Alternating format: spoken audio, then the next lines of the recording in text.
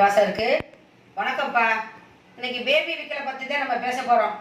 Baby விக்கல் அப்படின்னா சின்ன குழந்தைகளுக்கு பால் குடிக்கிற பிள்ளையிலேருந்து ஒரு வயசு குழந்தைகள் வரைக்கும் பார்த்தோம்னா விக்கல் வரும். பிறந்த குழந்தைக்கே சமயத்தில் ஒரு 10 நாள் விக்கல் வந்துடும். விக்கிட்டு நெஞ்சுக்கு நேரம் அப்படியே தூக்கி தூக்கி அடிக்கிற மாதிரி இருக்கும். அப்போ என்ன கேட்டோம்னா குடல் பெருக்குது அப்படின்னு சொல்லுவோம். அதாவது பிறந்த குழந்தைக்கு உள்ள இருக்க உடல் உறுப்புகளானது குடலானது பெருக்கும் போது கல்லீரல் மண்ணீரல் எல்லாம் பெருக்கனால தான் அந்த விக்கல் வரும்னு சொல்லுவாங்க. அப்போ நாங்கள் என்ன செய்வோம்னா அந்த காலத்தில் செய்வோம், பக்கத்தில் பாய் கிடக்கு பார்த்தீங்களா, அந்த பாயில் ஒரு சின்ன துரும்பை பிப்போம். ஒரு அந்த துரும்போ இல்லை ஒரு பேப்பரோ ஏதோ வச்சு துரும்புன்னு சொல்லுவோம், அதுக்கு பேர். ஒரு புல்லோ அதை பிச்சு என்ன செய்வோம், துப்பிட்டு பாப்பா தலையை 3 தடவை சுற்றுவோம். விக்கலை ஓடிப்போம் சுற்றிட்டு தூஞ்சிட்டு உச்சி மண்டையில் வைப்போம். வச்சோம்னா அடுத்த செகண்ட் அந்த விக்கல் எல்லாம் போகும். அது என்ன சாஸ்திரமோ சம்பிரதாயமோ தெரியலப்பா. அந்த மாதிரி செஞ்சேன் எங்கள் பிள்ளைகளுக்கு. என் பிள்ளைகளுக்கு அந்த மாதிரி செஞ்சேன், என் பேரம்பத்திக்கு அந்த மாதிரி தான் செஞ்சேன். அப்புறம் அதுக்கு பிறகு பார்த்தோம்னா இந்த குடல் பெருக்குது அப்படின்னு சொல்லுவாங்க. எங்கள் அம்மாவோ எங்கள் அப்பத்தா ஆயா எல்லாருமே சொல்லுவாங்க, குடல் பெருக்குதுமா அதனால தான் விக்கல் வருதுன்னு சொல்லுவாங்க. அப்போங்கும்போது ரொம்ப தண்ணி கொடுப்போம் நம்ம. நல்லா அந்த குழந்தைகளுக்கு விக்கல் நின்று போகும். சில குழந்தைகளுக்கு தாய்மார்கள் என்ன செய்வாங்க, பால் கொடுக்க தெரியாதுப்பா.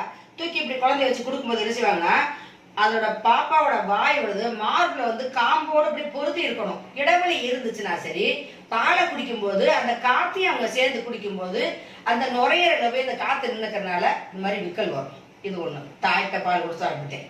இது எப்படி கொடுக்கணும்னா ஒரு இதுக்கு சொல்லிட்டாங்க பாருங்களேன். இது நம்ம மார்புல மார்பு காம்புல பாப்பாவோட வாய் எப்படி இருக்கணும்னா நல்லா அப்படி பதிஞ்சு இப்படி ஒட்டி இருக்கணும். இடைவெளி இல்லாம இருக்கணும். மூச்சு போற மாதிரி இந்த மூக்குக்கு மட்டும் இடைவெளி வர மாதிரி லைட்டா நம்ம கையை வச்சு தூக்கி விட்டுக்கணும். அப்ப பாப்பா மூச்சு விடணும்ல. அப்படிங்கும்போது மார்பு பாப்பா மூக்கு அழுத்தாத மணியும் மார்பு காம்புக்கும் பாப்பாவோட வாய்க்கும் இடையில நல்ல இடைவெளி இல்லாத மாதிரி பாப்பாக்கு பால் கொடுக்கறதுக்கு பக்குவமா நீங்க தெரிஞ்சுக்கணும். அப்படிங்கும்போது காத்து உள்ள போகாது, இந்த விக்கல் வராது. சரி, இப்ப இல்ல ஃபீடிங் பாட்டிலே குடிக்கிறாங்க அப்படின்னா பாருங்களேன், குழந்தைங்களுக்கு ஃபீடிங் பாட்டில் கொடுத்துருவோம். அப்ப பாப்பாவோட வாயில கரெக்டா அந்த பாட்டில வச்சு நல்லா பொருத்துற மாதிரி வச்சுக்கணும். அப்படி வச்சாத்தே பாப்பாவுக்கு வாய்க்கு இந்த ஃபீடிங் பாட்டில் மூலியமா வெளியே இருக்க காத்து போகாம அடைச்சு வச்சு கொடுத்தோம்னா பாப்பாக்கு அந்த காத்து உள்ள போகாது. சில குழந்தை என்ன செய்வாங்கன்னா இந்த பால் பாட்டில் கொடுத்த பிறகு கூட பால் பாட்டில் அப்படி எடுத்தோம்னா விடவே மாட்டாங்க, குடிச்சுக்கிட்டு விட மாட்டாங்க, அப்படியே வாயிலே வச்சிருப்பாங்க. அப்படிங்கும்போது அந்த வெறும் பாட்டில் இருக்க காத்து இருக்கு பார்த்தீங்களா, சர்க்குன்னு உறிஞ்சிட்டே இருக்கும்போது அந்த காத்து உள்ள போயிருது. அப்ப உள்ள போகும்போது குழந்தைகளுக்கு இந்த விக்கலானது கட்டாயம் வந்துடும். சரிங்களா? இதுதான், வேற எந்த பிரச்சனை கிடையாது. சில பிள்ளைகளுக்கு அதாவது அந்த சாப்பிட்ட உணவானது, அதாவது என்ன சாப்பிட்றாங்க, அவங்க சோறு குழம்பா சாப்பிட்றாங்க, பால் தான் குடிக்கிறாங்க. அந்த பால் உள்ளுக்கே நிற்கும்ப்பா. இந்த நெஞ்சு கூட்டிலே நிற்கும் போது என்ன செய்யணும்னா அந்த விக்கல் மாதிரி வந்துடும். அப்பதான் நான் ஏற்கனவே வீடியோல சொல்லிருக்கேன், குழந்தைய தூக்கி நல்லா முதுகுல போட்டு நல்லா தட்டி நல்லா முதுகுல டப்பட்டோம்னா 2-3 தடவை நல்லா தட்டி விட்டுட்டோம்னா சரி, அவங்களுக்கு ஏப்பம் வந்துடும்.